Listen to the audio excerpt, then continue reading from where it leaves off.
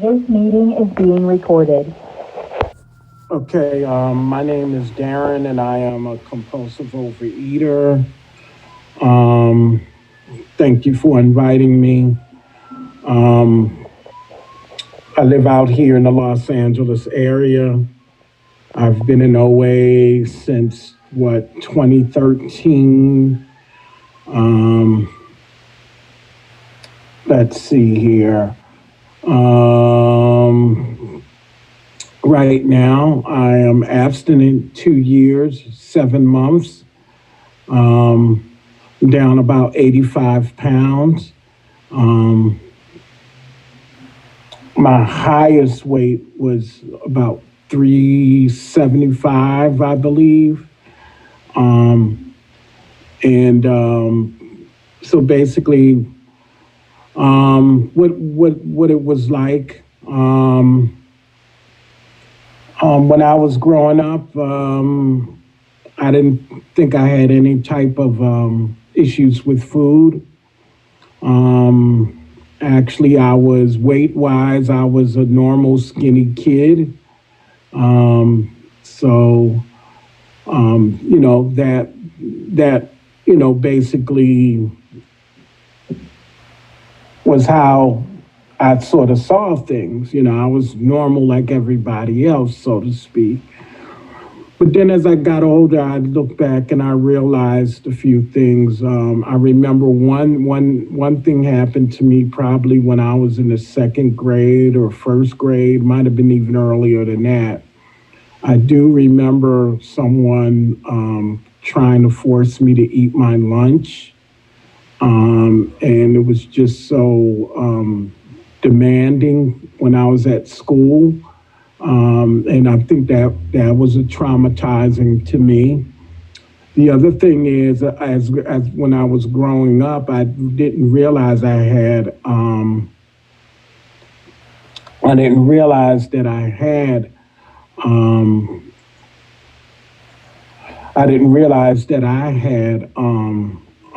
anxiety disorder. Um, and basically, what would happen is sometimes I would eat too fast and eat too much and eat too fast, not get sick.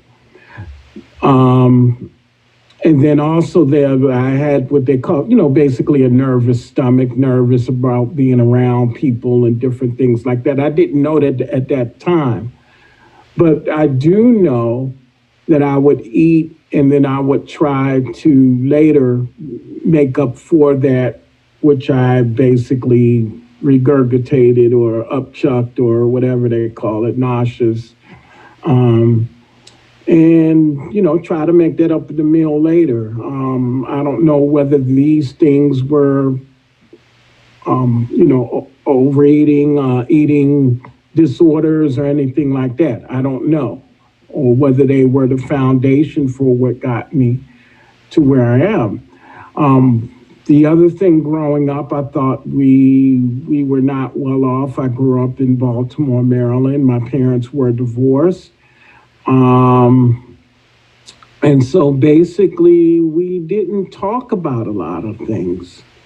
Um, it was just sort of understood that some things um, were not discussed. We didn't. My mother didn't discuss. We didn't talk feelings. We didn't talk about life. It was sort of like things were glossed over because my mom, she was constantly working, to keep a roof overhead, 2 and 3 jobs sometimes.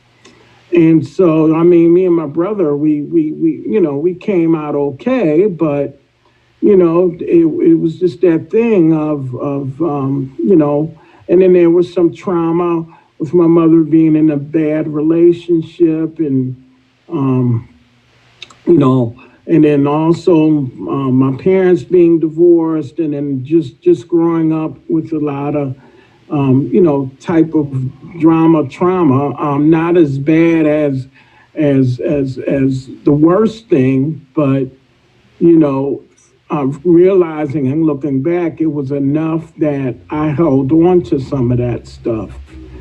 And to this day, just learning how to communicate and talk about life, talk about feelings and what have you. So anyway, I was an outsider, so to speak, in high school and middle school, and I was bullied, and even in high school, I navigated through that pretty well, but I never fit in. I was never in with the in crowd. Same thing in college. I wasn't in with the in crowd, so to speak. So, I went to school and studied and isolated and ate. Isolated and ate. Didn't talk about my feelings and what was bothering me. Eventually graduating college and going away from Maryland in DC, Virginia area, eating food, not realizing what was bothering me. Eventually coming back to the East, to DC area, and just a mess, so to speak. Work relationships were bad. Personal relationships with women were bad. Just things, the kind of crappy things that I can do. Taking advantage and feeling like crap. Not taking care of myself, and just going to work, going home, sleeping, eating, back to work, dysfunctional relationships. I probably was, people probably say that I was a kind of a mean guy at times to work with. I wasn't the most pleasant person to work with, and I didn't understand what was going on with me. And eventually I moved out here to Cali, bringing all of my problems. I worked in the television industry, and same thing. Eventually the weight just kept coming on. I didn't realize that 270, 280, 90, moving up to 300 was like, I didn't really think of it being abnormal. It was just the way I was. I just accepted it. I wasn't living. I wasn't taking care of, myself, or going to the doctors, or problems, home isolating, not living life. Just struggling and struggling financially, but somehow it's like, I guess God has a way of bringing me through stuff. I don't know how I made it through, and that's the other thing. I did have a belief in a higher power. I went to church, and I could pray for other people and believe for other people, but I could not necessarily do that for myself in believing. And it never occurred to me to really pray and ask God for relief for weight. But the eating just caught up. It just is a weight. It's a weight. I recall even being in college, going to visit my grandmother's and eating chocolate Tall House cookies for Christmas. And she'd have a big bucket of those things. I could not stop eating them. A pizza, fried chicken, even when I moved out here, even as back in the early 2000s, just work, come home, eat, or make a stop. A work day could consist of, breakfast and then lunch. Lunch was like a dinner, burrito, rice, beans, salad, the whole thing. Then after work, get pizza. And with the pizza, I gotta have some fried chicken with that. So I mean, it was just so much stuff. I was just masking and just eating and just pain. And obviously, what came on? High blood pressure, obviously, pre-diabetic. Doctor telling me, you got to take care of yourself, yada yada yada. If you don't do this, this is going to happen. And you would think that it scared the hell out of me, and it did for a second, but I went back to the food. I went back to it, and the big thing that happened for me is my when my dad was on his sick bed and dying of cancer. He told me he wanted me to promise him that I would take better care of myself. Now, obviously, he's on his sick bed worried about me. And the thing was, people were always afraid to tell me, because I'm sensitive, tell me, um, tell me what I should be doing, or giving me some advice in terms of my weight and food, because they knew that I would probably get upset. Well, the hell with that. I wish they had have told me. I wish they had have just said, you know what, we're really, really super concerned about you.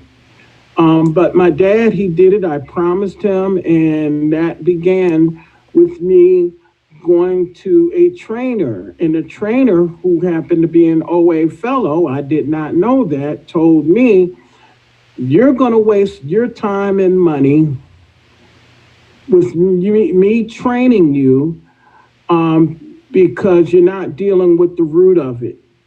And then she went through the questions and, concerning, am I a compulsive overeater? And then I came to figure out I was. She said, you either do one or two things, go to OA or go to therapy. I said, let me try OA. So I got a sponsor. My sponsor, I lost the weight and worked the steps. Obviously working the steps before losing the weight and getting into the program and going to meetings and being of service and making outreach calls and all of those things. But I could not talk to my sponsor. I was not comfortable in talking to my sponsor about life, about things that I need to talk about, to get off of my chest, the things that I need to be also writing about, and eventually, I was just doing the bare minimum. I wasn't even doing that. I wasn't calling in my food. I was just calling in my food, and that was it. I wasn't doing any step work. And eventually I had to get another sponsor. And by that time, I gained my weight back. And and everything. So I'm out of TV business now. I work with kids on probation. I'm a teacher. So basically, I prayed and I asked God for willingness, and to the willingness to do the program, the willingness to just let it all go. Because I want to be doing things my way, and my way does not get me anywhere. My way, in fact, has gotten me to where I am now. As far as all the negative things, my way, doing things my way, brought me no results. I could go to the gym and work out and lose the weight, but I would never keep it off. And I still had same life problems. So, I ended up getting a new sponsor and started working the steps again. And one of the key to this is obviously taking the sober eating approach. My food doesn't change. I'm fired as far as the making decisions about my food, about the food. Um, um, Whatever if I want something outside of my food plan, and I need to consult someone. If I want to change something, I need to consult someone or ask someone, is this too much on my plate, or what do you think about my plate? I have to fire myself. I can't do this anymore. And it's the surrender is not easy. So doing meetings, doing service, working the steps, writing, reading the OA 12 and 12, writing about a paragraph a day. I don't do it every day religiously, 100% perfect, but that's what I do. And I read to my sponsor. I make calls. I don't make as much outreach calls as I need to. How many minutes? 4. Okay. All right. And I don't make as many outreach calls as I should, and I need to bump that up. But the key to it, like I said, is this sober eating. Some people can do red light, green light, yellow food. That's what I did. But I need something more. It's either it is or it isn't. I'm either abstinent or I'm not abstinent. Alcoholics, you know, alcoholic doesn't pick up a drink. So I don't pick up my alcoholic food. Because that means that spells trouble. So the other thing is we have a group of men that meet after 7:30 meeting every Sunday, and we meet on Thursday. And basically, it's not a formal meeting, but it's a sponsor style breakfast. So all of our sponsors and sponsees, we come together and we talk about everything. But we help each other utilizing the sober eating approach.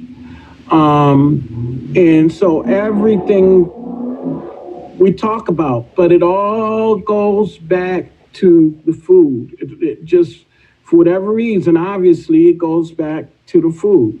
So if I'm talking about whatever's going on personally, I got other people, instead of me fretting and stressing about life and about different things, income tax, car getting hit or something, or, work related, or, if someone talks about, they're in pain, chronic pain, so some of these things could be triggers to eat. But we're sitting down and we're talking about them. We're sitting down and say, hey, what can you do? So that it's not a trigger, obviously, to overeat or eat things that we shouldn't eat, and having a sober-minded approach. Because if I'm into the food, there's no way in hell that I'm going to be able to deal with my work. There's no way I'm going to be able to deal with my life. There's no way I'm going to be able to, face problems in life. If I'm into the food, I'm not into life. I'm not connected to my higher power. And that's the thing is, how do I access power daily so that I do not overeat, so that I'm not into the food? How do I do that? And that's the thing. 1 minute. Okay. Making outreach calls. Again, how am I connected to a source of higher power to get me through the day without having to eat, without, like the alcoholic, not having that drink? So those are the types of things that happen. This is what you know, I do in a program, and I have to do it daily. Do I want to do it? No. I don't always want to do it. I don't always feel like speaking at meetings. I don't always feel like going to meetings. I don't always feel like doing my step work. I don't always feel like picking up the phone and talking about my long, exhausted day, you know? But this is what helps me. I'm all ears. I don't know anything. I have to listen. I have to be open. I have to be willing. And the last thing is, just continually surrender and turn it over to my higher power. So thank you for letting me share. Thanks so much, Darren. Appreciate it.